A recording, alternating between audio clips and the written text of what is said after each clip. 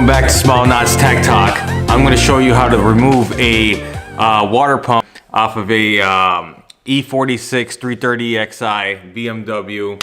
I got it all kind of taken apart. I'm going to show you some tips and tricks.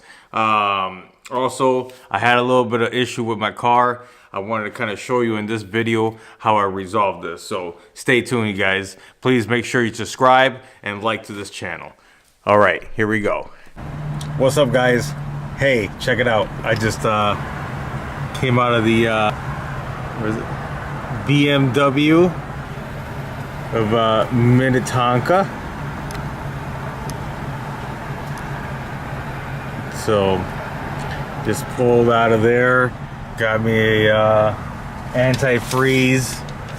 Make sure you guys, when you put antifreeze into your BMWs, get the BMW antifreeze. The guy inside was really nice, and he gave me a discount. Usually these are about $24, and his discount came up to be $18.45. So thank you, BMW, for doing that. I really appreciate it, because this is actually my second time doing this, because my water pump and my thermostat housing has broken since they're plastic, and I'm changing them both. Good thing I have lifetime warranty through fcpeuro.com. Anything you buy off of there is lifetime warranty, so I really suggest you guys probably checking them out. Alright guys, so here we go. I got the I pretty much got my water pump damaged. The pulley got damaged, so I had to figure out a way how to take the pulley off. And this is the reason why I bought a metal pulley, is because the plastic pulley that was on this BMW actually turned out to be a really bad one. I don't know if it was a manufacturer defect or something, but the bolts broke off. I had no other way to take this and take it off by the nuts, and with the wrench here, those nuts broke off that pulley, so I couldn't use this BMW special tools that I got from eBay. I'll post a link down below where you can get those at. But it's actually a really good set, so you can take off this water pump fan off. That screw right there where I have this hooked up on is actually it's like a reverse screw. So instead of lefty loosey and righty tighty, it's righty loosey, lefty tighty. So make sure you get that one down. And I was also thinking maybe wrapping that pulley with something, but I couldn't, and I had to break the pulley off from there because all the nuts broke off, and I used a chisel. So something like this here, I used that chisel and broke the plastic pulley off the water pump there. It took a couple tries, and I managed to break it off, so that was kind of cool. Now I got myself a metal pulley that I'm gonna put in here. This metal pulley is from Ren, so it's a really nice pulley. It's lightweight aluminum, so hopefully that helps out a little bit. But I try to take off that broken part. I mean, I don't know if you can see what I'm talking about. Let me see if I can zoom in here and show you that those that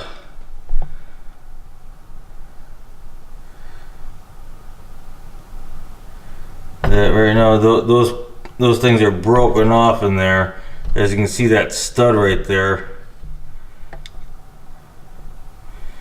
It's they're all broken off, and you know, I was trying to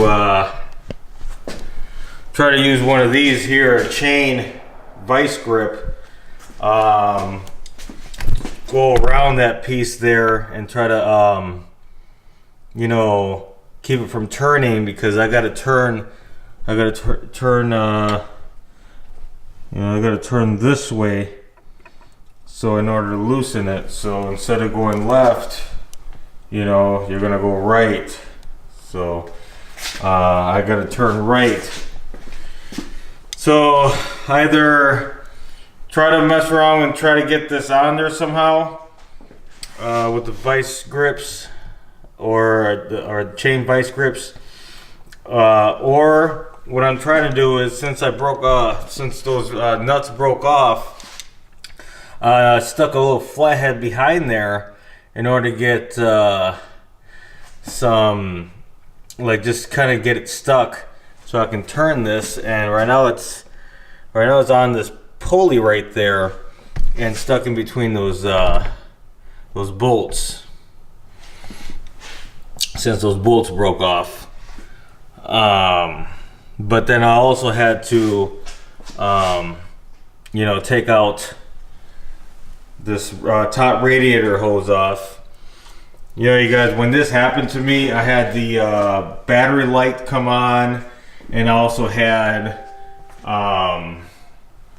it was also overheating. So I drove 15 miles trying to get home on overheat. That's probably not the best idea, but I did it.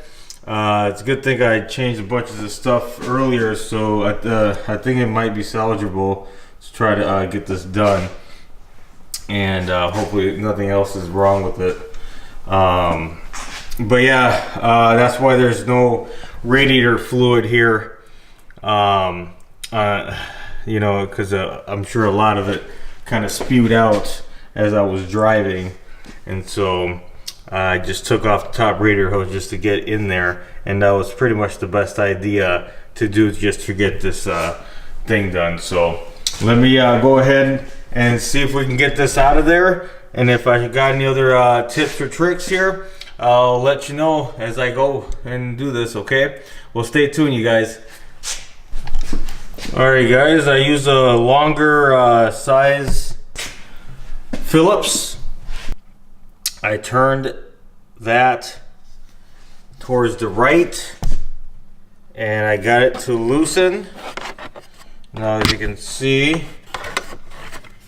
it's actually coming right off. It's unscrewing itself.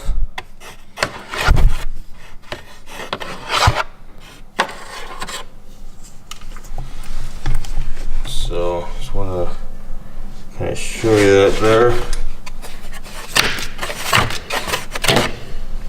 Alright guys, so I pretty much got it going. I used a longer Phillips, so that is, I got it wedged in there.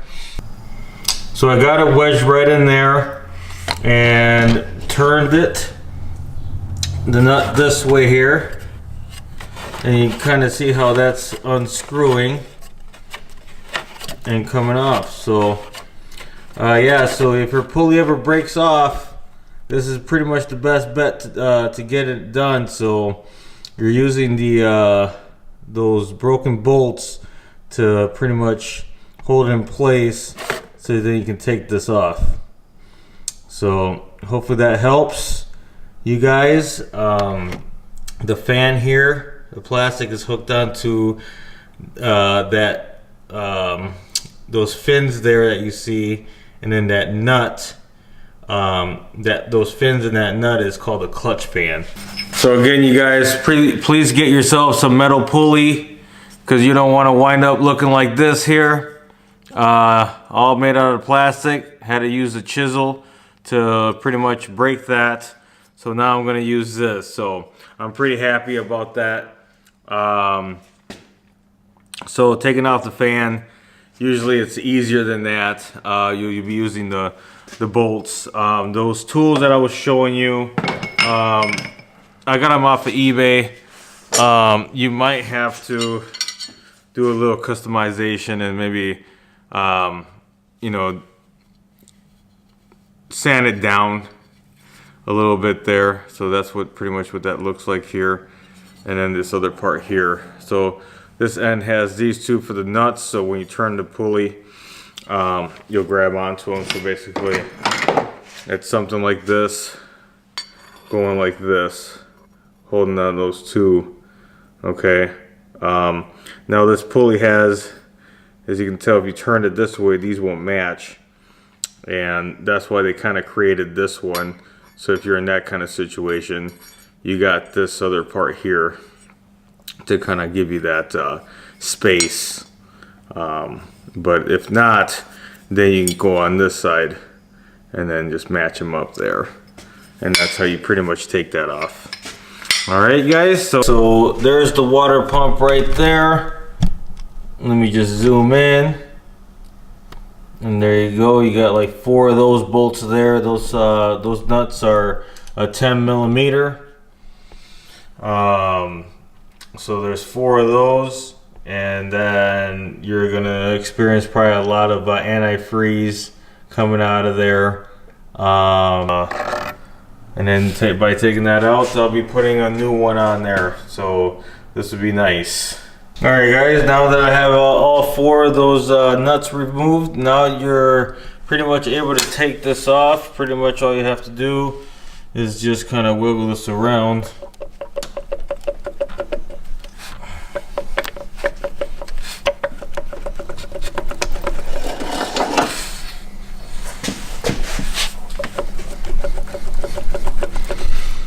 Until it budges. And they're pretty good still, which is nice. I already know it's sealed good, so pretty much just keep doing that until it comes out, and expect a lot of antifreeze coming out. So if you haven't drained it yet, this is where it's definitely going to drain from. So what I did is I just took a flathead right here and pretty much just kind of pried that a little bit. By prying, I mean by like just when you stick it in there, kind of just move the flathead like this. Don't do any of this. Just do like that, and you'll notice that actually will start coming out. So that's what I did, and now I'm sure you're able to get that up. Yeah. Oh, there it goes. All the water. Yep. Good thing I have my drain pan down there. I got this from the website of I got this from fcpeuro.com, and they have lifetime warranty on parts.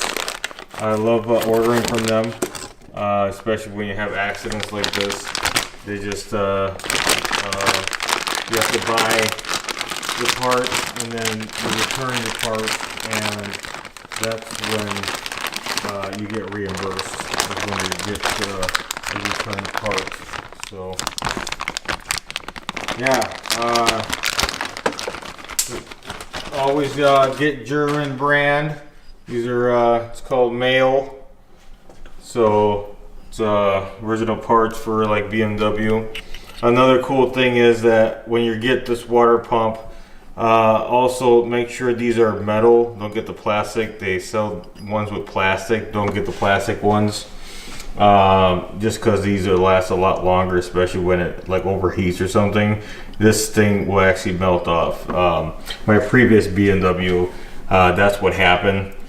This actually melted right off, and I was wondering what was going on with my car, and so I had to pretty much take out the water pump and figure out that it was plastic and it melted off. So it's kind of nice that this is a good upgrade to getting a water pump.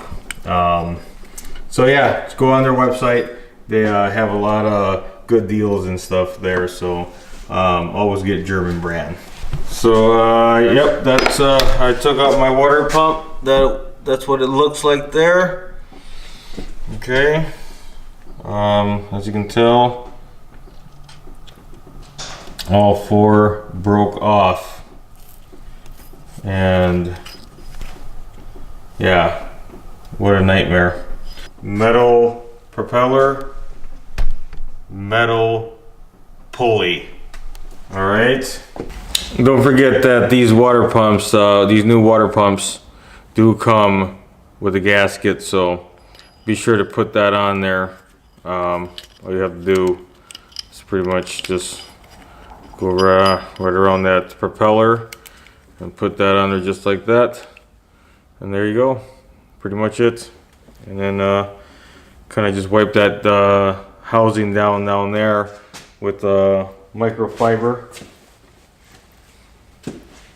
towel, so kind of have a nice and clean, so when you put this back in, it'll be nice and tight. So just a good tip. All right guys, we're back here. So basically I just wanted to show you guys what I'm doing here. Since I just got back from the BMW from Minnetonka here, he just gave me some antifreeze, so I'm using it. What you got to do with this here is you got to find a bucket, pour all of this in here, okay? Just pour it all in there, and it's a 1 gallon, okay? And then you go to the store. I went to Walmart, got me some distilled water, and this is also 1 gallon. So you want to do half and half, 50-50. And then whatever's left over,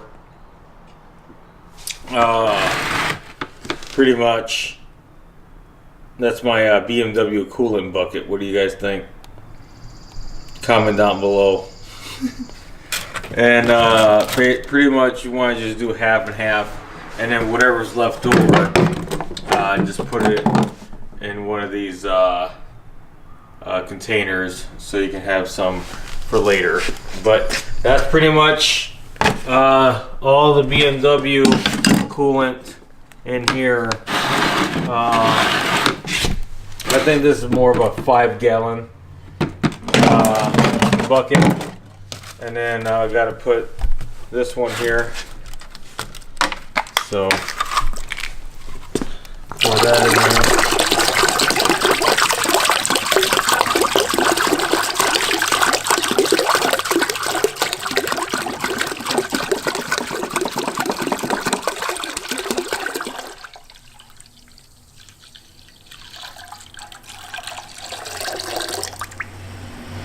And there you go. That's 2 gallons of antifreeze. Okay, and basically now you're gonna pour that in there. What you gotta do is you gotta take that out, and while you're pouring, you gotta see if this gets to the top, and then you'll find out that you are pretty much bleeding your coolant system. So basically just pour here until all the air bubbles come out of here, and then once that's done, you can screw that back on. And what I've been told, and what I also experienced, is that you know, you do as much as you can here until no more, or you see that there's no more coming out, and over time the engine itself actually bleeds all the extra bubbles out as you go up and down on the road. So that's a nice little tip and trick to kind of figure things out. So all right guys, pretty much that's how you mix the antifreeze here, and that's pretty much what you got to do to know that you're doing good with this. All right guys, so I'm filling up the tank here. So basically I got the dipstick out like that right through the funnel. I'm gonna watch for this here, see if it when it overflows, take all the air bubbles out. The engine is off, and then I'll just start pouring and keep an eye on that little hole there.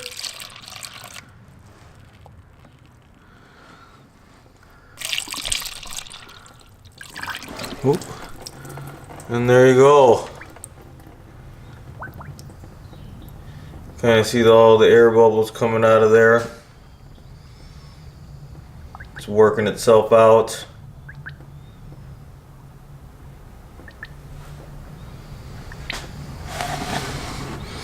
And just kind of keep adding a little bit now that you're there, like pretty much here.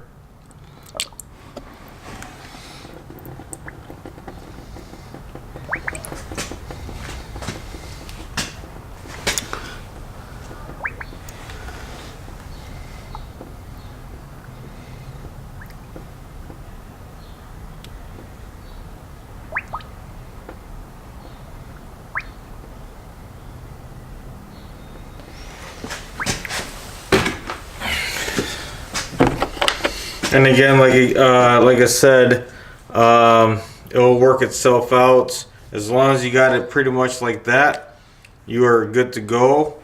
You have enough in here, because this is pretty much a little too high, but as it works itself out, it'll start draining as soon as that water pump starts pumping. It'll start circulating. So that's pretty much how you do that there, you guys. Hopefully you found this pretty helpful. Like and subscribe. Thanks for tuning in, you guys.